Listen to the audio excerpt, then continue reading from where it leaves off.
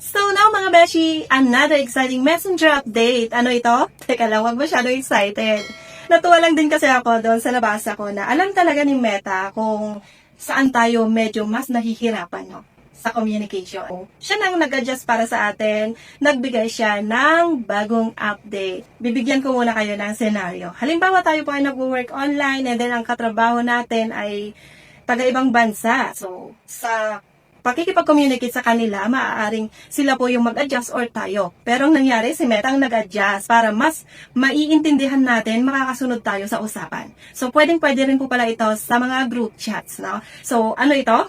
Ito nga pong sinasabi kong messenger update ay walang iba kundi ito nga pong translate feature. Kung paano naman ito gamitin, ganito lang po yan. Halimbawa, dito po sa group chat, itry natin ito. Okay? Halimbawa na lang meron tayong na-receive na message na ganito. Ayan. Tapos hindi natin maintindihan. Ita-translate natin ngayon yan sa preferred language natin. So, kunwari lang ito mga beshi, no? Ngayon, ang gagawin natin, ilo-long press lang naman natin ito. And then, itatap natin itong translate. As you can see mga beshi, ayan, translated na siya into English. So, mas maiintindihan na natin ngayon. Ngayon, kung gusto nyo naman yan ibalik sa original, itatap nyo lang naman ito. See original. Ayan, so bumalik na siya sa dati. Okay, ang tanong, kung meron tayong feature na ganito na pwede nating i-translate sa language na maintindihan natin, itong mga message na marireceive natin, meron din po kayang feature na pwede nating gamitin or update na pwede nating i-translate naman yung mga i-reply or isi-send natin.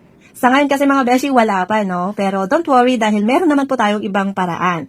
Ganito lang po yan, mga beshi, okay? Subukan natin. Kunwari lang, no? Kung hindi nyo po makita itong line na to, ayan, ang gawin ninyo, pumunta po kayo sa Play Store, and then hanapin po or i-download po dito ang Google Translate, ayan. Ito po yon. Ngayon, kapag na-download nyo na, pumunta naman po kayo sa inyong settings, ayan.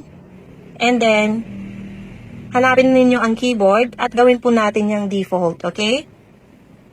As you can see, ang current keyboard ko dito ay Gboard. Yun po yung Google Translate. Ngayon, kung hindi pa siya nakaset, hanapin nyo lang naman po dito sa available keyboards. And then, iselect nyo lang, okay? So, once selected, bumalik na tayo. Subukan natin gamitin.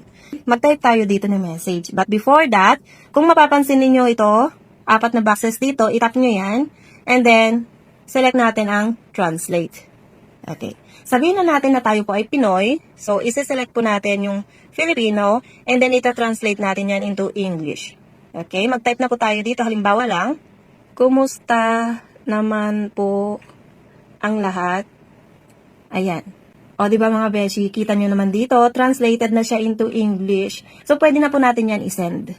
Okay. So, gusto nyo pa ng ibang halimbawa. Okay. Sabihin na natin tayo naman ay English.